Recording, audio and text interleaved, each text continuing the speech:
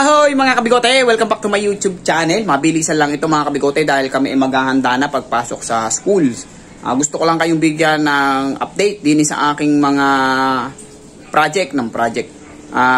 Recessive opal spread at saka yung ating racing pigeon. Doon ng kahapon, nakita ko medyo may may crack na yung itlog. Ay di titingnan natin kung meron na ngayong inakay at kung ano ba yung mga possible na kulay ng kanilang mga magiging inakay. So tara mga kabigotay, samahan niyo ako ating titingnan na. Mga kabigotay, ako'y nandini na ngayon. Papakita ko sa inyo yung itsura ng mga breeder natin at titingnan natin kung mayroon ng inakay. Ay pag mayroon na, sisilipin natin ang kulay ng tuka. Ayan, so mga kabigotay, papakita ko muna sa inyo yung aking mga breeder para do sa mga bago lang din sa aking channel ay makilala ring ating breeder na recessive opal.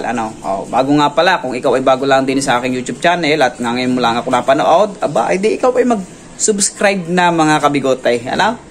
Para naman kayo ay laging updated din sa aking mga kalukuhang ginagawa pagdating sa pagkakalapate. Ari mga kabigotay, hawak ko ng ating breeder natin, recessive opal spread o ROS kung tawagin sa kanyang abbreviation initials. Ayan mga kabigote. Kung makikita nyo siya ay ang ROS kasi maabu-abo. Merong minsan yung may mga dark ROS tayo, yung medyo maitim, pero makikita mo talaga yung pagkaabo nila. So ito mga kabigote opal. Kategorya pa rin ng opal ito. Recessive nga lang. Yan. Kapag ganaray mga kabigote mga recessive opal, kasi kapag recessive genes, kailangan mo ng dalawang copy ng genes para mapalabas mo yung kulay ibon na iyon. Unlike sa dominant opal mga kabigote, kasi nga dominant sila, kahit isa lamang yung breeder mo, kayang-kaya mo makapagpalabas ng dominant opal. Pag ganito mga recessive opal, maliit na porsyento lamang yung ikaw ay makakapagpalabas talaga ng ganaring kulay na kapag siya ay ipinaris mo sa hindi niya kakulay. Ngayon ipinaris ko siya sa hindi niya kakulay, kaya meron tayong maliit na tsansa makapagpalabas na kagad ng ganitong kulay. Ang target natin mga kabigotay ay makapagpalabas ng hen o yung babae na anak niya, tapos ipapares natin sa kanya. O kaya naman yung nestmate na natin, mga F1 natin kung tawagin, ay sila pagpaparisin natin, o kaya yung mga magkakapatid. Pero mas maganda siguro ibalik na natin yung hen, kasi may copy na ng genes nito, yung magiging hen sa kanilang inakay. Alright, siya ay white flight mga kabigote. Ito ay galing kay Sir Vincent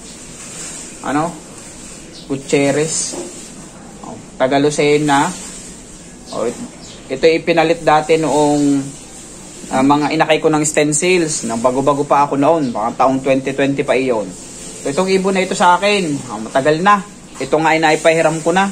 Galing na ito sa Batangas, hindi na i-breed ng aking kapatid, bumalik dito ngayon siya, binalik. Ito mga kabigote, kita nyo naman, kaganda, maganda ang mukha. Kabigote, ang hawak ko naman ay pinaris ko sa kanya.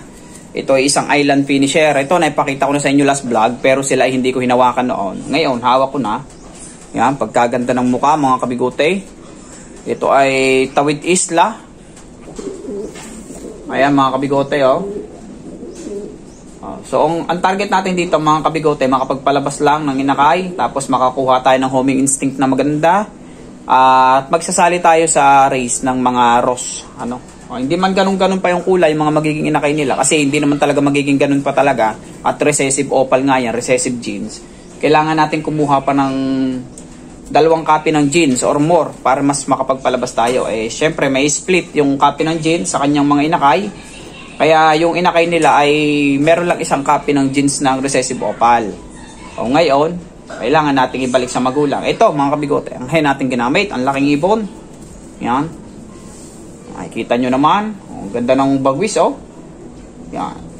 Ito mga kabigote, gagamitin natin, ipaparis natin sa mga racing pa rin.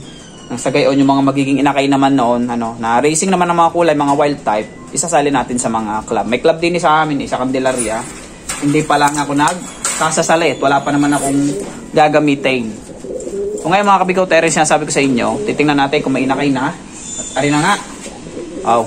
Fresh na fresh, ang lago ng balahibo. Aray mga kabigote, ang haba ng tuka. Ibig sabihin mga kabigote, ito ay hindi dilute. So siya ay wild type. O maaring ito ay maging check. Ano? Check or bar, maalin doon. O tingnan natin, ano? Ay ayan oh, tawag dito, matingkad ang pagkaitim ng kanyang dulo ng tuka. So, maaring pied mga kabigote kasi yung dulo ng tuka niya nagkaroon ng hati. Parang may hati ng pagka-white doon. Maaring ito yung maging pied. Baka ang pakpak nito mga kabigote ay puti. May puti. Ano? O kung saan mang bahagi ng katawan mga kabigote. Isa pa lamang. Ngayon titingnan ko yung egg na isa. Mahirap na. Baka mamaya hindi tumulo yung pisa. Ano? Are. Kita nyo naman kaganda oh. Kukunin natin kung itlog na isa ay hindi pa pisa. Titingnan natin kung may crack. Parang papisa na rin naman. Aray. Aray ko. Oh, aray mga kabigote oh. Ang lapad na oh. Ng hati. Papisa na rin aray. Oh. Pangalawang itlog. Pagpagyan na rin mga kabigote. Titingnan nyo kung buhay Pag natuktok ay di buhay oh. Natuktok mga kabigote. Ayan oh. Yan. Saka ang ganda ng itlog nila. Kinis oh. Kumbaga kita mo na mapipisa talaga. Ngayon abang ko hanggang bukas. Kasi parang ngayong araw na ito lamang napisa yung isa di baka hanggang bukas ano. Ganda oh. Balik ko na. Sayang din naman ano. Ayan, pararamihin natin yung mga kabigote rose. Ano, kasi maganda rin kulay yung rose Kaso lang marami nang naumay at gawang dumami na nang dumamay. Naibenta ng mura ng mga breeder na nagparami. Hindi binenta nila ng mura. Kaso lang hindi ko alam kung may nagkakarera na ng rose.